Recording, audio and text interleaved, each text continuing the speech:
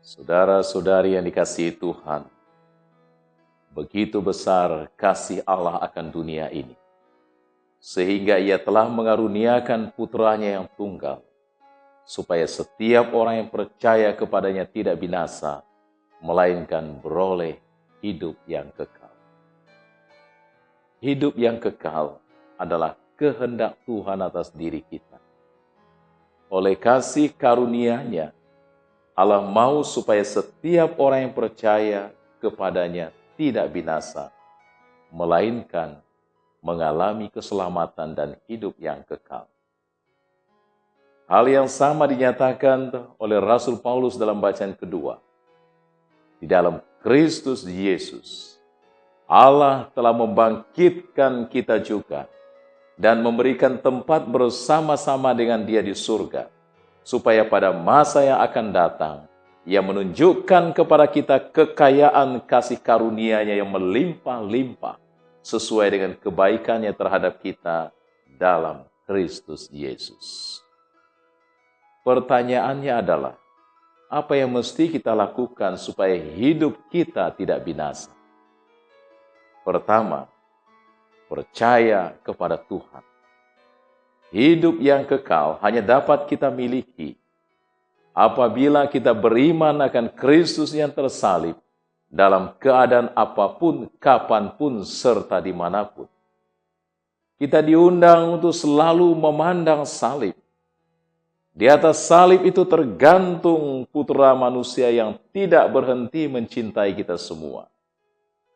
Cintanya lebar, panjang, dan dalam. Lebar karena Ia merangkul semua orang, baik orang-orang kafir maupun orang-orang berdosa, dan bahkan mereka yang memusuhinya. Yesus menghendaki supaya kita mengambil bagian dalam kasih-Nya. Cinta Tuhan itu panjang, karena Dia mencintai kita dari keabadian hingga keabadian. Cintanya tidak mengenal awal dan akhir.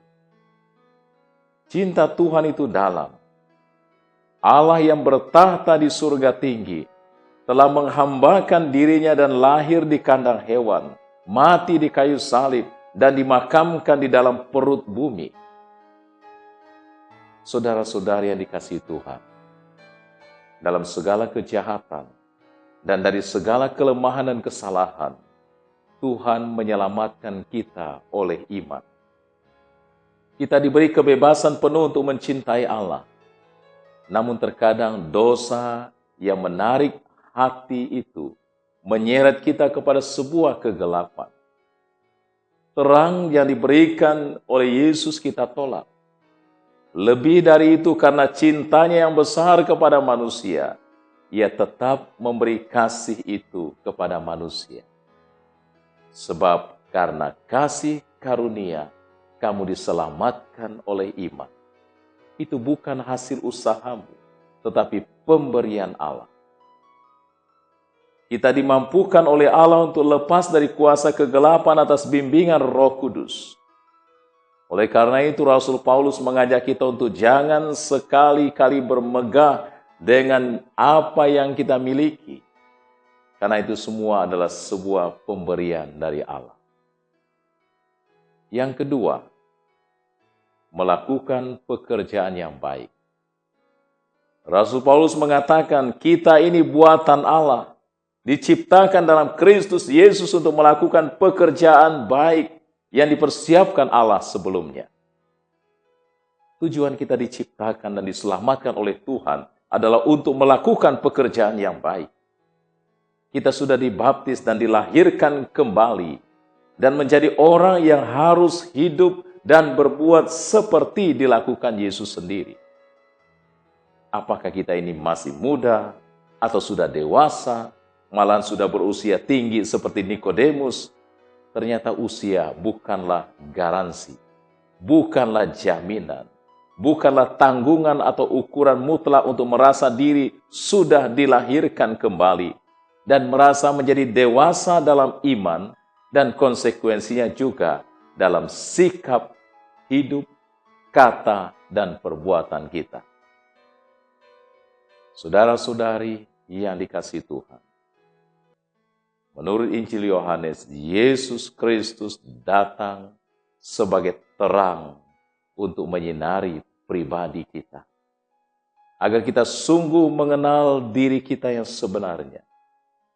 Tetapi kita sering belum bersedia meninggalkan kegelapan-kegelapan yang masih ada dalam diri kita masing-masing. Menurut kata-kata Injil Yohanes, kita semua ini lebih menyukai kegelapan daripada terang dan tidak datang kepada terang itu, yaitu Yesus, supaya perbuatan-perbuatannya yang jahat tidak nampak. Saudara-saudari yang dikasihi Tuhan, bukalah diri kita kepada Tuhan. Tinggalkanlah hidup lama yang penuh kegelapan, dan rasakanlah sukacita di dalam Tuhan, karena penebusan berlimpah selalu tersedia bagi kita. Marilah kita membangun hidup yang kekal, yang tidak binasa, dengan memiliki iman yang dalam kepada Tuhan, dan dengan melakukan pekerjaan-pekerjaan yang baik dan benar. Kita bersukacita di dalam Tuhan, karena kita percaya bahwa Ia menyelamatkan kita. Kita bersukacita karena terang dan keselamatan dari Tuhan semakin dekat pada kita. Kita semua percaya bahwa Tuhan Yesus tidak takut memberi dirinya sebagai kurban tebusan bagi banyak orang.